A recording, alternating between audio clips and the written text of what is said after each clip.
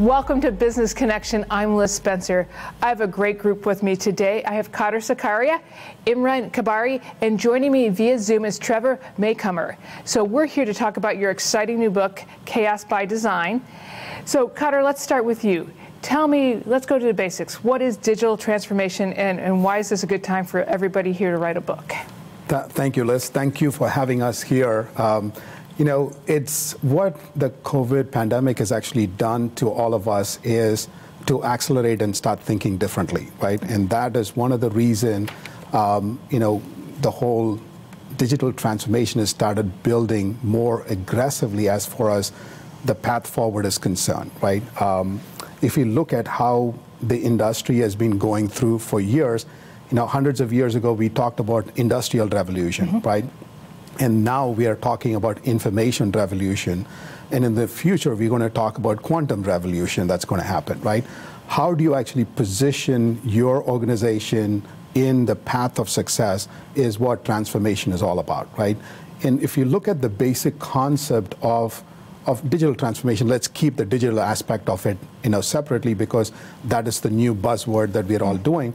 Transformation becomes a significant importance of the survivability of any organization for them to look into the future, right? So the focus has always been how do we look at and retransform ourselves to the catering needs of the new experiences that our customers and clients are looking for. And the new way of doing that is using the digital, right? So that's what the digital strategy is very important for any organization of any size at this point in time. Wow. It's fascinating to think from industrial to now and then to quantum. So I'm curious about that. But the word chaos really caught my attention. And Imran, you can tell me a little bit about what the word chaos is in the title and what you mean by that. Well, we know that digital transformation is a change. It's a change in our personal lives. It's a change in our organizational life. And whenever change is being introduced, there is a certain element of chaos comes with it, right? As I'm learning about various reasons for us to transform, be it pandemic, what Kader talked about, but you know, in the last 10 years, we have changed the way we consume information to the way we use our life in a day in and day out. But those are all changes, and changes as normally brings chaos. I would say the way you should think about is that define your goal, define your vision. Once you define your vision, to attain that vision, daily ups and downs will bring a lot of chaos. But figure it out how to harness this chaos, figure it out how to change that chaos into what we are trying to achieve. So that's what it's about. We also talk about a little bit of intentional chaos, and also talks about possible to change chaos to a normal processes and procedures to attain digital transformation. That's awesome, because I often think with digital stuff, especially, we get a little worried that it always seems a little chaotic, especially because we're all learning as we go a lot. But Trevor, your company, you've been with your company a while. So what was when you first heard of this idea, what was your perception of this initiative, and now what do you think? Yeah, admittedly, it was pretty limited. So I think my generation is what you might call borderline digital native. You know, in middle school, I had the requisite AOL email account, but even getting into the business world, you know, limited to dabbling around in websites and HTML and things like that. So when I heard digital transformation as this concept that applied at the macroeconomic business level, you know, in my mind, that's customers want a nice website, and that was the extent of it. You know, I'd never even heard the phrases product mindset or user experience or design thinking or agile development. Now I literally can't write or read a single piece of marketing without employing or coming across those exact same words. And not because they're buzzwords, although of course they have become just that, but because they're truly ingrained in the marrow of a company that is successfully undergoing digital transformation like ours is in the midst of right now. So it has been a true evolution in terms of something that was only 2 words on paper. And now I have lived through it professionally and begun to notice personally where it's just creeping into pretty much every aspect of your life, from the Internet of Things to the smart devices you walk around with that could have sent a man to the moon 50 years ago. It's just blindingly obvious to me now, especially looking back, that if you're not on a trajectory to at least be thinking about this as a major strategic focus, you're basically already left behind. And even if you've already begun to think about it, you better start executing pretty quickly if you want to keep up, let alone get ahead. Well, and I think, Trevor, just the way we're doing this interview is a little bit of digital transformation, because I got 2 authors in studio with me, and then I have you, the 3rd author, over by Zoom. So, I mean, that's just, we've had to, here at NCTV, had to think ahead too with digital transformation, especially in this year. Absolutely. That, Kader, the next question that we talked about really, I think, makes me think too, because you are talking about servant leadership and why in this time that you need to lean into that principle. And I didn't think about this concept at all. So tell me what you mean by that, and where does it fit? See, the concept of servant leadership is basically putting your employee in front of profit, in front of any other decision making, right? So it's kind of putting all your employee experience together and saying how you're going to empower them. As if you looked at it like now, and what you heard from Trevor and what you heard from Imran as well, is when you're going through a transformation, there's going to be chaos, right? And you also heard from Trevor, like, how do you actually kind of have to immerse yourself in understanding that transformation, and how do you actually add value to that transformation, right? So it becomes important for leaders to be able to kind of define and set the North Star, and then you actually kind of take a step back and let the team give them the autonomy to make certain decisions and move forward, right? And I'll tell you, right, a lot of times you actually see much more very interesting kind of decision-making process that people actually tend to give you sometimes much better than what we as a leader are thinking about to kind of make it happen. But as long as they have the clear way of making sure that the intent of the strategy is still preserved, right? That becomes an important part and parcel. So this day and age, right, like, where instant gratification becomes important of getting data now, those are the people, right, like they're looking at leadership where tell me where to go and I'll go find it, because that's the research mindset that because of instant gratification has come in, right? So as very strong leaders, you have to be in a position to define your North Star and make sure that the intent of that is cleanly articulated, and then let people take the front seat and you sit in the back and then guide them through it, right? That's the servant, kind of leader mentality that I'm talking about we need in any kind of transformation. There's a lot of trust that goes with that, too. Absolutely. Yeah, absolutely, a lot of trust.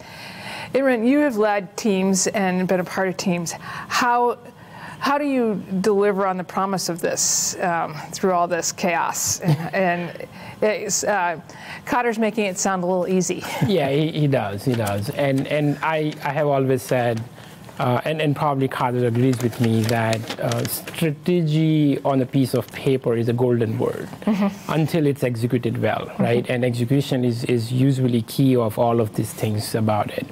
I tend to connect with probably any procedural execution book you pick it up, which is on people, process, and technology, right? Where you always have people. It's your key tool.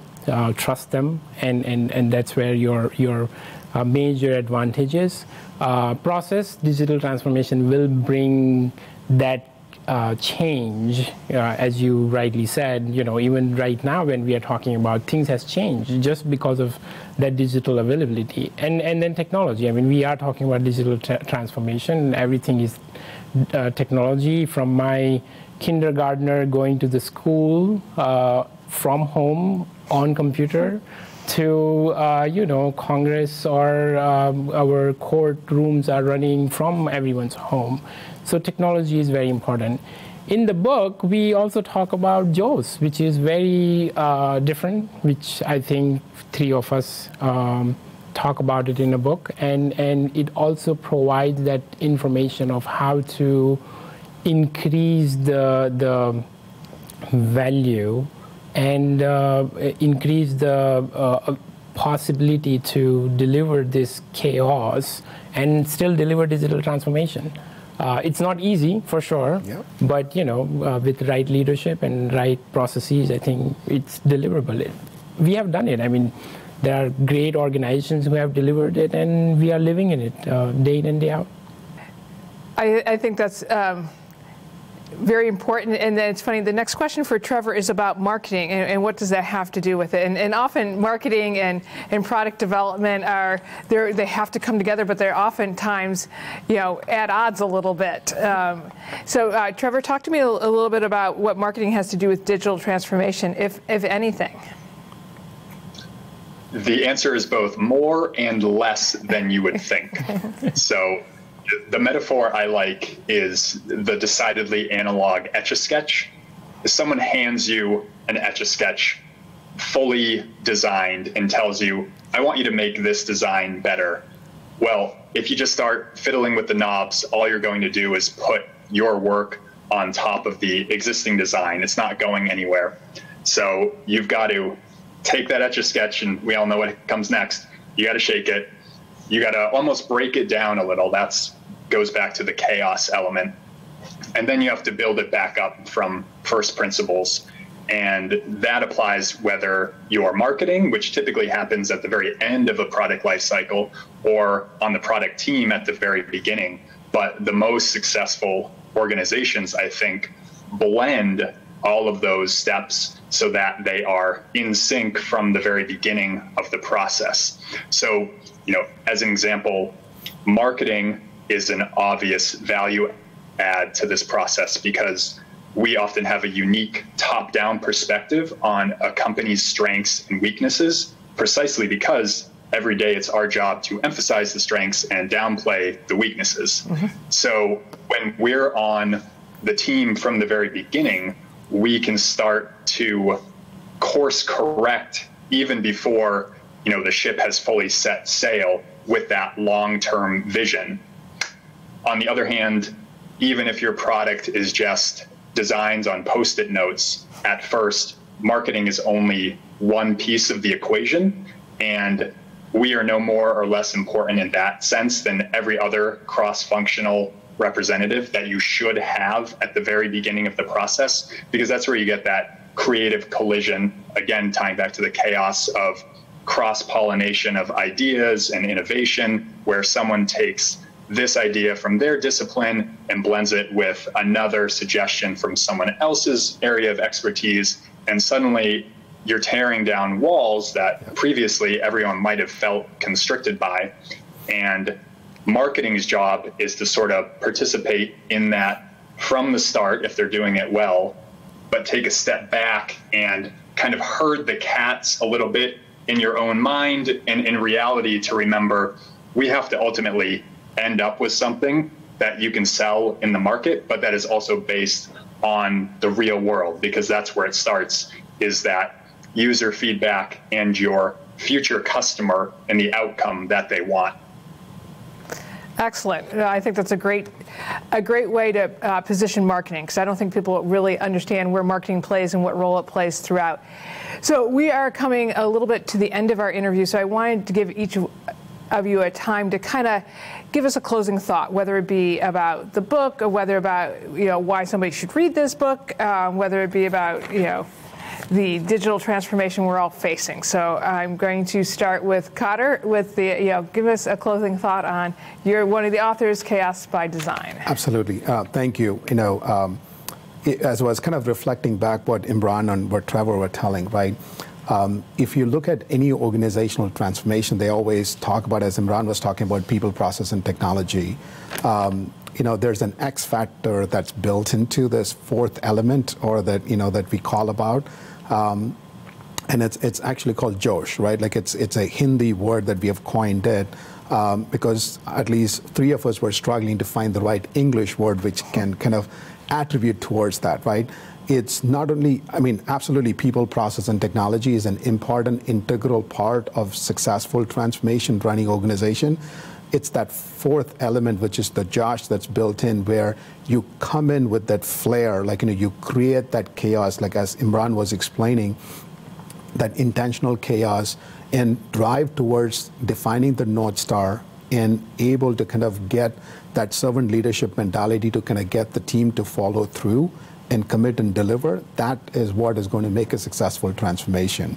So, with the collective experience that we have all bought in here, we have seen quite a few, and we wanted to make sure that this book is an opportunity for us to share our experiences and share some of our artifacts that we have actually built through it, but make it more of a reading journey that you take with experiences rather than a kind of an instruction manual of what to do in digital transformation, right? And I'm hoping that people specifically going through transformation have an opportunity to kind of read and learn from some of our experiences, and they get the best out of their transformation. And I'm wishing nothing but the best of luck for anybody who's going through transformation at this point. And some thoughts from you, Imran? It's difficult to do any closing thought when it comes to digital transformation. It's a vast space where organizations, even as a personal life, you probably going through.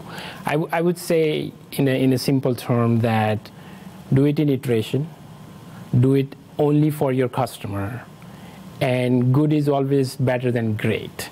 Just keep those three in mind, and I think digital transformation, though I don't agree with Kader that it's easy, but it can get easy. So Trevor, that leaves you. What are some closing thoughts? And I think inevitably, actually, the close of closing is sort of where my world comes in. And with my sales peers, you ultimately can't call it a success unless it's objectively a success in the market. So, I'm tempted to reduce it down to some sort of gesture, but the reality is it's a lot more than a single sale that deems your product or digital transformation effort a success. And once it's in the market and you start to see and hear that curiosity, and that might be virtually or in person, depending on the state of the world at the moment, but when competitors start to advertise in ways that seem to specifically target the way that you are promoting this product or offering, and when customers, especially when customers, the people you did this all for in the first place, start to deliver unsolicited feedback, glowing reviews on review sites or social media or even directly to your company, that's when you know that you are on your way to success, I would say. Not put a flag in it, we're done, because that's not the point of transformation, it's ongoing. But within the scope of a sale, you then have that path toward a lifetime value of a client or customer, because hopefully they recognize that as an organization, you do things right and you're in it for the long haul and you have them in mind first and foremost. Well, gentlemen, thank you for joining me. I'm excited about the book. I am thinking about digital transformation, and I think that Chaos by Design is going to be very successful and very timely and very helpful. So thank you so much for joining me today on Business Connection. We wish you great success, and we'll be looking forward to seeing it on the bookshelves and all over social media. Thank you. Thank you.